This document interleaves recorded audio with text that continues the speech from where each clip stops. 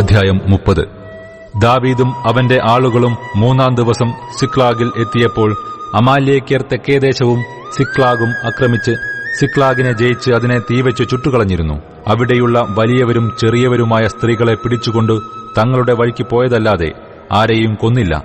ദാവീദും അവന്റെ ആളുകളും പട്ടണത്തിലേക്ക് വന്നപ്പോൾ അത് തീവെച്ച് ചുട്ടിരിക്കുന്നതും ഭാര്യമാരെയും പുത്രന്മാരെയും അടിമകളായി കൊണ്ടുപോയിരിക്കുന്നതും കണ്ടു. അപ്പോൾ ദാവീദും കൂടെയുള്ള ജനവും കരവാൻ ബലമില്ലാതാകുവോളം ഉറക്കെ കരഞ്ഞു. ഇസ്രയേൽക്കാരെത്തി അഹീനോവം, കർമ്മേൽക്കാരൻ നാബാലിന്റെ ഭാര്യയായിരുന്ന അബീഗയിൽ എന്നീ ദാവീദിന്റെ 2 ഭാര്യമാരെയും അവർ പിടിച്ചുകൊണ്ടുപോയിരുന്നു. ദാവീദ് വലിയ കഷ്ടത്തിലായി. ജനത്തിൽ ഓരോരുത്തന്റെ ഹൃദയം താന്താന്റെ പുത്രന്മാരെയും പുത്രിമാരെയും കുറിച്ചു വ്യസനിച്ചിരിക്കൊണ്ട് അവനെ കല്ലെറിയണമെന്ന് ജനം പറഞ്ഞു. ദാവീദോ തന്റെ ദൈവമായ യഹോവയിൽ ധൈര്യപ്പെട്ടു. ദാവീദ് അഹീമേലെക്കിന്റെ മകനായ അബ്യാഥാർ പുരോഹിതനോട് എഫോദ് ഇവിടെ കൊണ്ടുവരിക എന്ന് പറഞ്ഞു. അബ്യാഥാർ എഫോദ് ദാവീദിന്റെ അടുക്കൽ കൊണ്ടുവന്നു. എന്നാറെ ദാവീദ് യഹോവയോട്, ഞാൻ ഈ പരീക്ഷയെ പിന്തുടരണമോ അവരെ എത്തിപ്പിടിക്കുമോ എന്ന് ചോദിച്ചു. പിന്തുടരുക, നീ അവരെ നിശ്ചയമായി എത്തിപ്പിടിക്കും, സകലവും വീണ്ടുകൊള്ളും എന്ന് അരുളപ്പാടുണ്ടായി. അങ്ങനെ ദാവീദും കൂടെയുള്ള 600 പേരും പുറപ്പെട്ട് ബെസോർ തോട്ടിങ്കൽ എത്തി. ശേഷമുള്ളവർ അവിടെ താമസിച്ചു. ബെസോർ തോട് കടപ്പാൻ കഴിയാതെ വണ്ണം ക്ഷീണിച്ചിട്ട് 200 പേർ പുറകിൽ താമസിച്ചതുകൊണ്ട് ദാവീദും 400 പേരും പിന്തുടർന്നു ചെന്നു. അവർ വയലിൽ വെച്ച് ഒരു മിസ്രയീമ്യനെ കണ്ട് ദാവീദിന്റെ അടുക്കൽ കൊണ്ടുചെന്നു. അവന് അപ്പം കൊടുത്തു, അവൻ തിന്നു.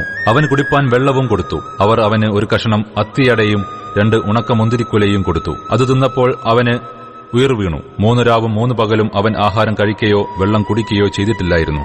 ദാവീദ് അവനോട്, നീ ആരുടെ ആൾ, എവിടത്തുകാരൻ എന്ന് ചോദിച്ചതിന് അവൻ, ഞാൻ ഒരു മിസ്രയീമി ബാല്യക്കാരൻ, ഒരു അമാലേക്കന്റെ ഭൃത്യൻ. 3 ദിവസം മുമ്പേ എനിക്ക് ദീനം പിടിച്ചതുകൊണ്ട് എന്റെ യജമാനൻ എന്നെ ഉപേക്ഷിച്ചു കളഞ്ഞു.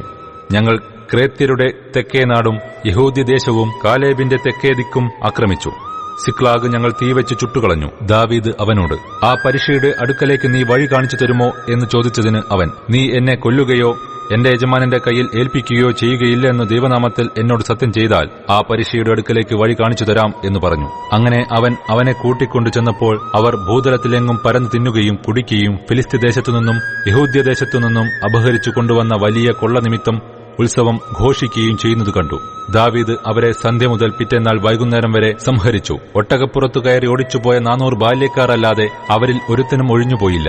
അമാലേക്കർ അപഹരിച്ചു കൊണ്ടുപോയിരുന്നതൊക്കെയും ദാവീദ് വീണ്ടും കൊണ്ടു. തന്റെ 2 ഭാര്യമാരെയും ദാവീദ് ഉദ്ധരിച്ചു. അവർ അപഹരിച്ചു കൊണ്ടുപോയതിൽ ചെറുതോ വലുതോ പുത്രന്മാരോ പുത്രിമാരോ കൊള്ളയോ യാതൊന്നും കിട്ടാതിരുന്നില്ല. ദാവീദ് എല്ലാം മടക്കിക്കൊണ്ടുപോന്നു. ദാവീദ് ആടുമാടുകളെയൊക്കെയും പിടിച്ചു. അവയെ അവർ തങ്ങളുടെ നാൽക്കാലികൾക്ക് മുമ്പായി തെളിച്ചു നടത്തിക്കൊണ്ട്, ഇത് ദാവീദിന്റെ കൊള്ള എന്ന് പറഞ്ഞു. ദാവീദിനോടുകൂടെ പോകുവാൻ കഴിയാതെ വണ്ണം ക്ഷീണിച്ചിട്ട് ബേസോർ തോട്ടിങ്കൽ താമസിപ്പിച്ചിരുന്ന 200 പേരുടെ അടുക്കൽ ദാവീദ് എത്തിയപ്പോൾ അവർ ദാവീദിനെയും കൂടെയുള്ള ജനത്തെയും എതിരേറ്റു ചെന്നു.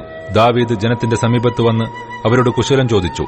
എന്നാൽ ദാവീദിനോടുകൂടെ പോയിരുന്നവരിൽ ദുഷ്ടരും നീചരുമായ ഏവരും, ഇവർ നമ്മോടുകൂടെ പോരാത്തതിനാൽ നാം വിടുവിച്ചു കൊണ്ടുവന്ന കൊള്ളയിൽ ഓരോരുത്തന്റെ ഭാര്യയെയും മക്കളെയും ഒഴികെ അവർക്ക് ഒന്നും കൊടുക്കരുത്, അവരെ അവർ കൂട്ടിക്കൊണ്ടു പോയിക്കൊള്ളട്ടെ എന്ന് പറഞ്ഞു. അപ്പോൾ ദാവീദ്, എന്റെ സഹോദരന്മാരെ, നമ്മെ രക്ഷിക്കുകയും നമ്മുടെ നേരെ വന്നിരുന്ന പരീക്ഷയെ നമ്മുടെ കയ്യിൽ ഏൽപ്പിക്കുകയും ചെയ്ത യഹോവ നമുക്ക് തന്നിട്ടുള്ളതിനെക്കൊണ്ട് നിങ്ങൾ ഇങ്ങനെ ചെയ്യരുത്.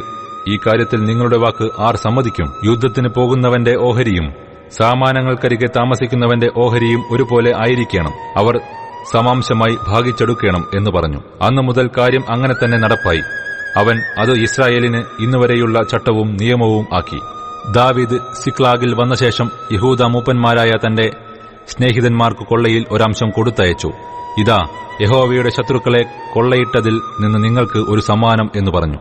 ഭേദേലിൽ ഉള്ളവർക്കും തെക്കേ രാമോത്തിലുള്ളവർക്കും യത്തീരിൽ ഉള്ളവർക്കും അരോവേരിൽ ഉള്ളവർക്കും സിഫ്മോത്തിലുള്ളവർക്കും എസ്തെമോവയിലുള്ളവർക്കും രാഖാലിലുള്ളവർക്കും യിരെമേല്യരുടെ പട്ടണങ്ങളിലുള്ളവർക്കും കേന്യരുടെ പട്ടണങ്ങളിലുള്ളവർക്കും ഹോർമായിലുള്ളവർക്കും കോർ ആശാനിൽ ഉള്ളവർക്കും അദാക്കിലുള്ളവർക്കും ഹെബ്രോനിലുള്ളവർക്കും ദാവീദും അവന്റെ ആളുകളും സഞ്ചരിച്ചു വന്ന സകല സ്ഥലങ്ങളിലേക്കും കൊടുത്തയച്ചു.